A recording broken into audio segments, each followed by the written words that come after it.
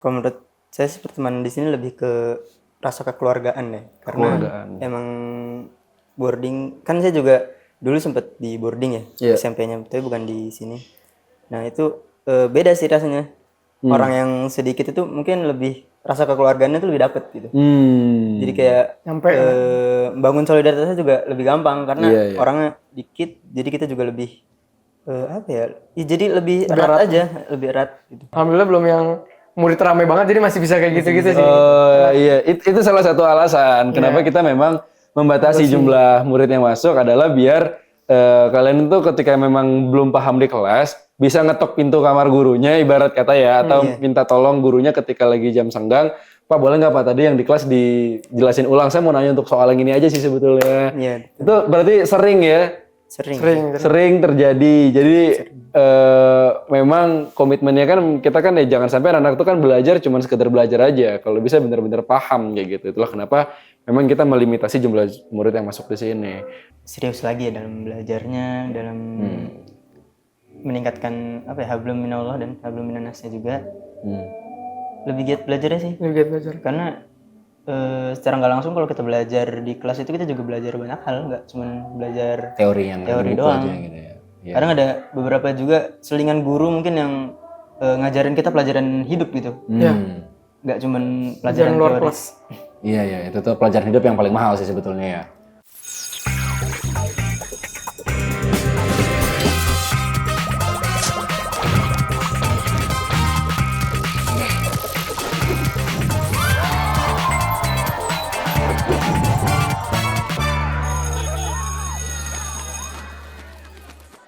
Assalamualaikum warahmatullahi wabarakatuh. Selamat datang kembali di Ruang BK.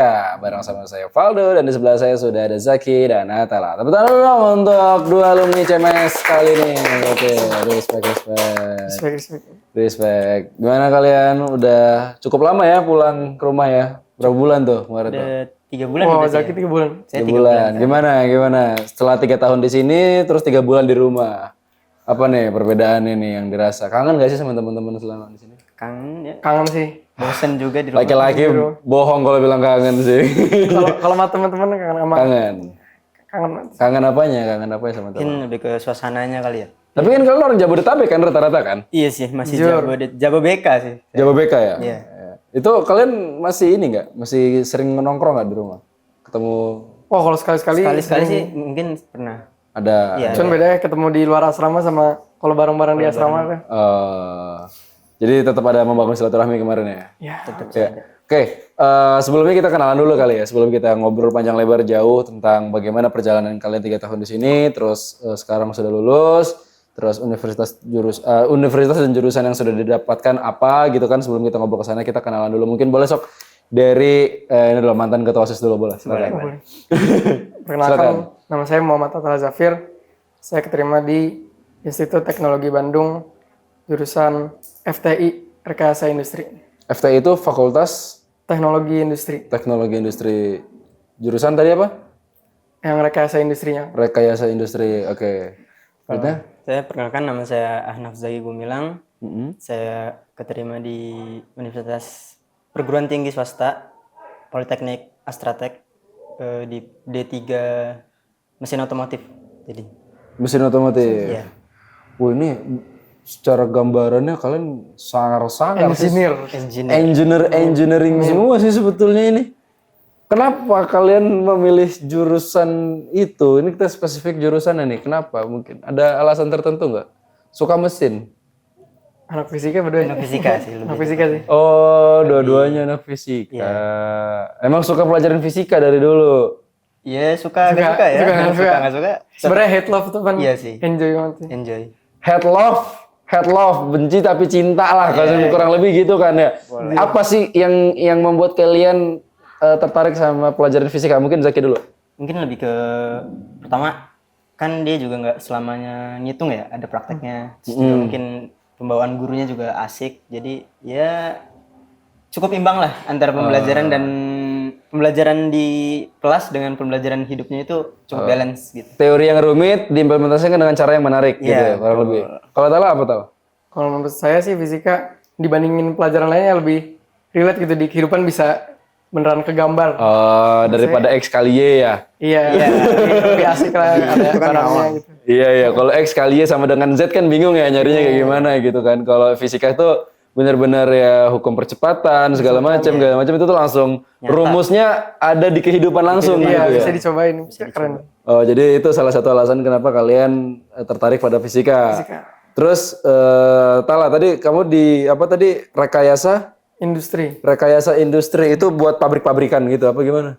Iya, jadi kalau di ITB kan dia ada rumpun. Nah, sebenarnya di dalam rumpun itu ada dua, ada teknik industri yang umum sama manajemen rekayasa.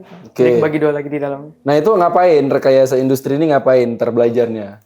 Belajarnya itu kan ibu saya juga alumni teknik industri ya. Oh iya. Saya denger dikit. Itu emang bahasnya tentang mesin dan manusia. Jadi kaitannya dengan efisiensi dan sebagainya, ruang kerja gitu. Oh, outputnya nanti kemana tuh? Outputnya bisa masuk ke industri terutama. Terus kalaupun belok-belok dikit tuh HRD juga bisa. Karena emang human resource kan. Oh, gitu. Saya kira kayak bikin mesin gitu. Oh nggak sih, kalau mesin kayak lebih ke Zaki deh. Oh, Zaki ya. Zaki apa tadi, Zak? Mesin otomotif. Mesin otomotif. Ini spesifik kendaraan bermotor. Kendaraan roda 2, roda 4, tanpa roda juga ada kapal. Kecuali alat berat. Kalau alat berat di Astratek itu terpisah. Jadi ada TPRAB namanya. Apa tuh? Teknik perancangan alat berat. Ya, teknik perancangan alat berat. Nah, itu spesifik banget jadinya. Udah ada yang mesin otomotif sendiri, pesawat gitu sendiri. Cuma beda-beda gitu deh. Jadinya lebih spesifik gitu. Oh. Kita mau ngarahnya ke industri otomotif. Otomotif. Nah, kalau kamu di otomotif? Iya. Kapal juga masuk ya? Kapal masuk. Kereta. Mungkin kalau kereta Beroda tuh kan? iya masuk sih. Cuman banyak ya? Cuman banyak. Rodanya banyak. Kenapa Zak itu ngambilnya apa tadi? Apa sih? Mesin otomotif. Mesin otomotif? Karena melihat dari orang tua juga kan ada background otomotif, di industri otomotif juga, jadi kayak terpacu lah. Maksudnya ada triggernya gitu. Akhirnya gue harus ikutin bokap gue. Legacy. Iya. Oh, meneruskan ini ya, apa legacy dari orang tua kayak gitu. Iya, ada cita-cita pengen jadi kru Fast and Furious nggak sih? Untuk rakit mesin mobil gitu. Balapan deh itu. Oke. Nah, kalau itu outputnya apa Zak maksudnya nantinya Zak? Kalau mungkin outputnya bisa ke dealer, bisa ke mesin sih banyak ya. Create mesin. Nggak menutup kemungkinan bakalin dong memproduksi mobil sendiri gitu dong. Maksudnya kayak menciptakan Bisa kalau misalnya kurang lebih gitu ya? Iya, kurang lebih seperti itu. Asal ada support dana dari pemerintah aja. Iya. Begitu biasanya ada tim racingnya gitu nggak sih? Iya. Ada namanya Astra Racing Team. Ada. ART. Oh, Ngacor. tim racing ya? Iya, kayak ada bengkelnya sendiri. Ada bengkelnya sendiri. Oh, jadi kamu bisa kemungkinan ini dong nanti ikut tim racingnya Astra gitu kalau misalnya ada Iya, kalau MotoGP nanti ada atau MotoGP ya, mungkin nanti suatu saat kalau udah besar bisa tuh. Ih, keren sih itu. Keren sih. Terus tiba-tiba saya nonton MotoGP ada di pits apa ya, ada Zaki. Wong. Oke. Oh gitu. Itu salah satu outputnya juga ke situ ya berarti Zaki. Iya, berarti mengarah ke sana. Itu menarik sih. Nah, oke. Ini bicara soal tadi kan ini kan impian-impian kalian lah ya. Nah, sekarang saya mau track back ke belakang dulu lah. Kita ngomongin soal 3 tahun selama di sini gitu. Nah, ini gimana nih cara kalian mendefinisikan atau mendeskripsikan teman-teman kalian selama 3 tahun di sini tuh seperti apa sih pertemanan yang kalian bangun selama di sini? Mungkin Tala dulu boleh? Kalau menurut saya pertemanan di sini sangat beragam, diverse. Diverse, oke. Oke, gimana tuh? Beragam ya? Beragamnya itu kita menemukan sebenarnya kebanyakan dari Jakarta. Cuman ada juga yang dari kayak Palembang, teman saya tuh. Terus kalau saya sendiri juga dari Padang, itu kayak pertemuan kultur-kulturnya tuh beda. Ada yang dari Sunda juga. Tapi kan kamu walaupun Padang tapi Tebet kan Jakarta kan? Iya sih. Jakarta kan Tebet. Kan rasanya kalau lagi ngomongin kayak kita sebenarnya dari mana-mana. Dari mana-mana, benar-benar. Iya, ada kelas malah ada yang dari ini ya, dari Jayapura. Iya, benar, Juar. Dari Papua, luar biasa. Gitu. Jadi itu keberagaman itu yang. Iya, beragam banget. Keberagaman. Tentu apalagi di lingkungan kuliah tuh makin beragam lagi tuh. Lebih lagi ya sebenarnya. Iya, lebih lagi dari mana-mana tuh apalagi ITB ya. ITB, itu Luas kan. Saya berapa kali ke ITB banyak ketemu orang timur di sana, banyak ketemu dari Makassar gitu. Banyak lah. Orang luar juga banyak. Banyak orang luar. Saya hindarin malah kalau orang luar bingung terus saya ngebalasnya kayak gimana. Nah, kalau Zaki sendiri gimana Zak? Soal pertemanan di sini Zak? Kalau menurut saya sih pertemanan di sini lebih ke rasa kekeluargaan ya. Karena emang boarding, kan saya juga dulu sempet di boarding ya, SMP-nya, tapi bukan di sini. Nah itu beda sih rasanya. Orang yang sedikit itu mungkin lebih rasa kekeluargaannya tuh lebih dapet gitu. Jadi kayak bangun solidaritasnya juga lebih gampang karena orangnya dikit, jadi kita juga lebih apa ya? Jadi lebih erat aja, lebih erat gitu. Kita jadi saling tahu satu sama lain, kayak misal Atala sukanya gini. Kalau mungkin kan kalau misalnya orangnya ada 100 atau lebih kan ya udah aja gitu. Kenal sedalam itu. Paling yang kenal yang sekamar-kamar aja gitu kan. Satu circle doang gitu. Iya. Ya dengan memang kondisi yang terbatas ya kan kita melimitasi batasan jumlah kuota ya fungsinya utamanya tadi kita membangun sisi kekeluargaan dan bonding yang bagus di sini gitu. Nah, selama 3 tahun di sini kira-kira di tahun keberapa kalian sudah mulai memikirkan mau masuk universitas mana atau masa depan? Baru kepikiran itu di tahun baru masuk atau dari tahun kelas kedua, tahun kelas ketiga kayak gitu? Kedua. Mungkin satu tapi akhir ya. Iya. Karena udah pemetaan waktu itu. Yang kelas kan dari kelas 10 itu kan dicampur. Pas kelas 11 itu kan ada pemetaan yang fisika, kimia, apa segala macam. Masuk kelas kedokteran atau kelas teknik ada namanya. Jadi dari situ kayak udah mulai mikir kayak ntar gue mau masuk mana ya? Kalau misal masuk kelas ini nanti dapat nggak nih apa yang jurusan-jurusannya gitu. Bentar, tadi kan ada bilang ada pemetaan. Iya. Nah itu boleh ceritain nggak detail pemetaannya kayak gimana? Nah, kita kan sekarang pakai kurikulum Merdeka nih di yang tahun saya waktu itu di kelas 11. Nah, di situ tuh ada yang namanya mata pelajaran pilihan. Yaitu diantaranya fisika, kimia, biologi sama matematika lanjut. Sebenarnya masih banyak lagi, cuman 4 itu yang pilar-pilarnya lah kalau di sini. Nah, terus jadi yang kedokteran ngambilnya biologi. Terus kalau mau teknik berarti ambil yang kelompoknya ada pelajaran fisika. Fisika, matematika lanjut juga bisa. Iya, matematika lanjut. Oh gitu. Jadi udah dari awal udah harus ngambil tuh. Dan yang kalau misalnya udah kelas 11 nggak ngambil fisika, itu udah agak susah sih. Jadi kayak udah benar-benar ketutup. Linjur gitu nanti jatuh kayak lintas jurusan, tapi jadi kayak belajar dari awal lagi gitu. Oh jadi malah capek di ngejernya. Di akhir ya. Ngejer karena telat nih baru masuk sekarang gitu. Oh berarti kalian udah mempersiapkan itu dari kelas 10 berarti ya semester akhir, semester 2. Iya. Udah di kan itu kan ada CBS ya namanya, CBS ya kan. Kalau sekarang kan berubah nama jadi Si Pintar tuh. Ya kan, jadi CBS itu untuk SMP, Si Pintar itu untuk yang SMA kayak gitu. Jadi sebenarnya sama kayak gitu kan. Ntar pas di kelas 11 kayak gimana? Udah masuk ke kelompok kelas masing-masing gitu. Yang pengen kedokteran, yang pengen ke teknik kayak gitu, udah itu setiap hari Jumat tuh belajar itu. Karena kan waktu itu kita juga milih-milih ya. Ada yang mungkin gurunya ada nih jam kosongnya gitu. Misal Pak Pendi mungkin fisika, kita belajar fisika yuk gitu. Mungkin 1 jam, 2 jam.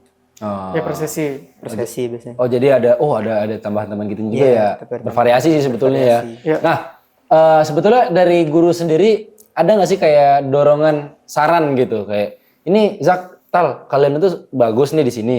Ya kan misalkan pengennya misal teknik, kamu misalnya tadi di apa tadi? Otomotif misalnya gitu kan. Ini kalian punya potensi di sini, tapi ternyata menurut pandangan guru kalian itu ada potensi lain nih di bidang ini kayak gitu. Ada gitu-gitu juga nggak sih kayak saran dari guru gitu? Ada sih. Sih. Kadang beberapa ada yang justru malah bikin ke distract. Oh iya. Iya, kadang kayak bingung.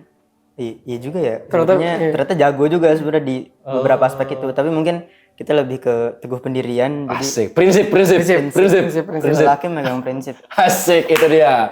Nah, apa saran dari guru yang paling kalian ingat selain di luar dari yang kalian impikan ini? Mungkin lebih ke tokoh agama sih. Tokoh agama? Iya. Tokoh agama. Oke, kamu ada lagi? Agama apa? Kalau saya sih saran dari guru yang paling saya ingat itu waktu itu kan saya pengen teknik di UGM. Iya. Nah terus disaranin lah ke ITB karena katanya teknik itu yang bagus di ITB. Nah itu jadi sebenarnya sebelum ini tuh saya masuknya maunya ke UGM. Cuman menjelang akhir tuh katanya coba aja dan akhirnya saya nyoba dan ternyata masuk itu memorable sih, misalnya kayak ada saat dimana saya bener-bener diyakinin kayak, kamu coba aja kan, kamu punya potensial gitu. Padahal tadinya saya kekeh banget pengen UGM. Kenapa pengen UGM? Tapi kayak dari kakak saya kan dua-duanya UGM ya. Maksudnya, rasanya iya ada faktor. Iya. Orang-orangnya kayak adem ayam gitu, saya senang sih sebenarnya. Oke. Nah, ada nggak sih jurusan lain, Zak, yang sebenarnya ini jadi pilihan kalian berdua? Tal, coba Zak. Dulu sempet ada, dulu kalau di ICMS itu kan ada program LDKS ya. LDKS. Nah, itu kan dulu di Dodiklatpur. Iya. Nah, itu sama tentaranya saya disuruh coba Akmil aja, saya percaya kamu bisa gitu. Tapi gitu? Iya. Tapi saya mikir-mikir lagi, ini kalau misalnya saya Akmil nanti apa yang sudah saya susun dari belakang-belakang harinya nanti malah berantakan. Jadi kayak ya udahlah. Udah nanggung, udah dimulai juga jadi Tapi sempat kepikiran tuh buat jadi Akmil. Kepikiran, tapi ngejalaninnya aduh gimana. Iya sih. Cuman orang tua, kalau dari orang tua sendiri kayak gimana? Kalau orang tua sih selalu support ya pasti. Support. Apapun yang kita mau, maksudnya apapun yang kita inginkan dan kita tekuni bener-bener pasti insya Allah di support terus. Selama itu masih di jalan yang baik. Oh gitu. Kalau kamu Tal gimana Tal? Ada nggak jurusan lain yang kepikiran selain jurusan teknik ini? Kalau saya dulu sempat mau teknik sipil sih. Teknik lagi tapi bedanya ya geser dikit doang. Teknik sipil. Sipil. Kenapa? Karena kayak keren aja. Keren. Terus saya enjoy yang itu. Dan perubahan dari teknik sipil ke teknik industri jatuhnya. Iya. Itu apa tuh titik baliknya? Titik baliknya tuh pas ngerjain psikotes sih. Itu ada kesimpulannya kan, cocok di mana jurusannya. Dan itu teknik sipilnya nggak ada di listnya, ada 4 jurusan. Yang paling atas teknik industri. Oh gitu. Itu yang sampai bawah ada perikalanan gitu-gitu. Terus teknik sipil tuh, nah kalau nggak masuk. Nggak masuk ya. Jadi kayak aduh jangan sebenarnya deh. kalau dijalanin lebih cocok industri. Oh gitu. Ada tes psikotes pas kapan itu? So itu sempat di lembaga luar sih kalau. Di luar. Saya kira di sini. Kalau di sini saya mau nanya juga sama Jaki, kemarin dapatnya apa? Kemarin Jaki juga ikut kayak gitu juga? Ikut tapi yang kelas 10 itu. Kelas 10 yang di awal ya. Dapatnya apa, inget nggak? Waktu itu dapatnya tapi nggak ada jurusan-jurusan cuma paling yang mata pelajaran. Mata pelajaran. Yang itunya, mata pelajaran yang bagusnya. Iya. Nah, di momen kapan nih kalian mulai menseriuskan masa depan kalian ini? Kalian ngerasa kayak nggak bisa nih, udah nggak boleh main-main lagi nih, udah harus serius deh. Tiba-tiba ada TKA. Iya. Mungkin kelas 11 semester 2 ya. Lagi sama ya kayak yang sebelumnya nih, bintang tamu sebelumnya juga sama tuh bilangnya gitu tuh. Iya. Kelas 11 semester 2 titik balik tuh kayaknya. Soalnya gila banget sih TKA sih. Karena dadakan juga ya. Jadi kita juga mungkin kotar-katir bisa dibilang kotar-katir. Iya, tiba-tiba langsung tegang. Langsung tiba-tiba wah. Ada. Mungkin sekarang banget nih. Kita lagi pelan-pelan nyiapin buat UTBK SNBT. Terus tiba-tiba ada TKA jeder wah bubar. Ada tes lain. Kita di tengah persiapan itu ada tes lain yang udah deket banget, hamin 3 bulan ya diumumin. 3 bulan. Begitu. Yang awalnya saya kira itu cuman omong-omong belaka. Ternyata malah terjadian. Ya udahlah. Dan dari situ siap gak siap memang harus dijalanin aja. Dijalanin. Hasilnya yang membuat kalian akhirnya berpikir untuk kayaknya harus serius deh apa gimana? Itu ya gong gue sih. Karena cukup menentukan juga ya. Menentukan. Kalau di SNBP itu beberapa ada yang pakai kan. Oh gitu. Iya. Nah, kalau saya boleh sedikit ini ya, kita sharing lah ya. Gimana sih pola belajar yang kalian sering gunakan selama ini biar bisa mencapai apa yang kalian inginkan gitu? Pola belajar. Iya. Mungkin kan beda-beda dong. Porsi belajar Zaki sama Tala beda dong. Oh jauh lah beda. Beda kan. Terus Zaki kalau belajar kayak gimana, Tala kalau belajar kayak gimana kayak gitu. Tentunya dengan versi terbaiknya kalian. Karena bonding yang tadi ya, jadi bayangkan sih nanya-nanya teman. Nanya ke temen. Belajar bareng sih Iya. awalnya. Kadang kalau ujian kita lebih suka ngumpul misalnya anak fisika. Iya, anak fisika. Ngumpul satu tempat, ntar kita tanya-tanya, "Tal, ini rumusnya gini, bener nggak nih?" Ya. Terus kata Pak Pendi gini-gini. Ntar kita ya paling debat-debat kecil. Kan nanya sama teman, sama nanya sama guru, kan lebih enteng. Beda, lebih enteng nanya sama temen gitu. Jadi terbuka ruang diskusi dan debat-debat informal lah ya, gitu ya. Iya, formal. Oh, jadi misalnya fisika ini kumpul nih, belajar kelas pelajaran fisika, siapin. Udah gitu kumpul diskusi bareng berapa jam lama gitu. Di luar jam pelajaran Di juga. luar jam pelajaran sih lebih. Iya, di luar jam pelajaran. Karena kan biasanya waktu pas belajar malam Kalau kayak private sama guru gitu, bimbingan sama guru gitu, di luar jam pelajaran ya minta extra time sama guru misalnya. ada saya juga Bisa langsung datang biasanya ke langsung Pak datang. Pendi. Pak, Apa? saya mau minta tambahan bentar dong gitu. Atau enggak sekedar nanya doang. Sekarang nanya bawa soal itu. Bawa Ini gimana? soalnya. Oh gitu. Iya. Alhamdulillah belum yang murid rame banget jadi masih bisa kayak gitu-gitu sih. Iya, itu salah satu alasan kenapa kita memang membatasi jumlah murid yang masuk adalah biar kalian itu ketika memang belum paham di kelas bisa ngetok pintu kamar gurunya ibarat kata ya atau minta tolong gurunya ketika lagi jam senggang.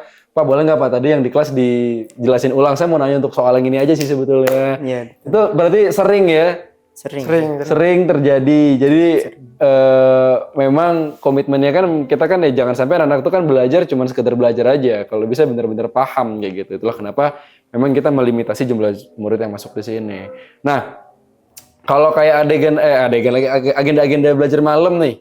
Kan memang ada kan, kita kan ada menyediakan juga kegiatan belajar malam. Nah, itu kalian jatuhnya mandiri kah di kamar atau di kelas atau bareng sama gurunya atau sama teman-teman atau gimana? Kalau yang belajar malam itu?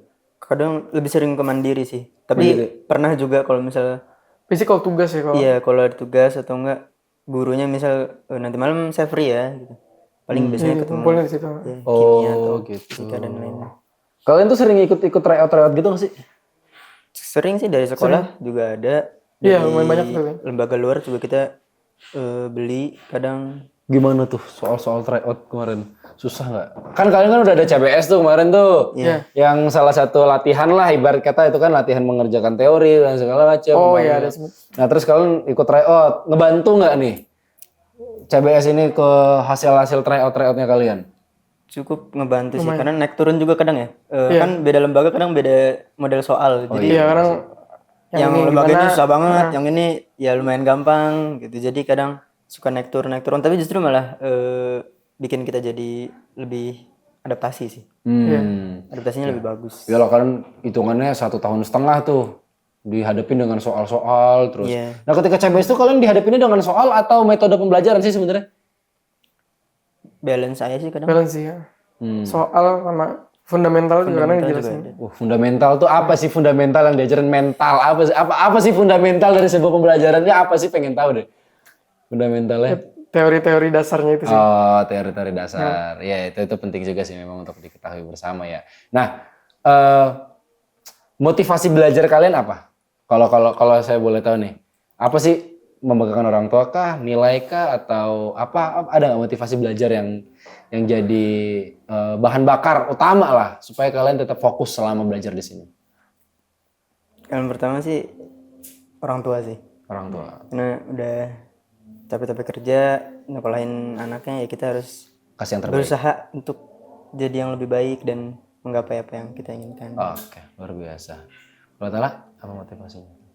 Sebenarnya berakar dari pengen banggain orang tua juga dan itu jadi berdampak ke tekad saya untuk memanfaatkan waktu yang ada gitu. Jadi aduh ini sayang banget nih kalau masa nganggur-nganggur aja dari disekolahin di boarding gitu-gitu. Jadi boleh deh ini coba yang terbaik. Iya. Nah, ini kan tantangan tersendiri ya Zak ya Tala ya. Kalau kalian tuh kan di boarding sekarang kan bukan cuma sekedar belajar aja. Belajar mungkin sampai jam menjelang asar ya. Menjelang asar dari pagi sampai menjelang asar.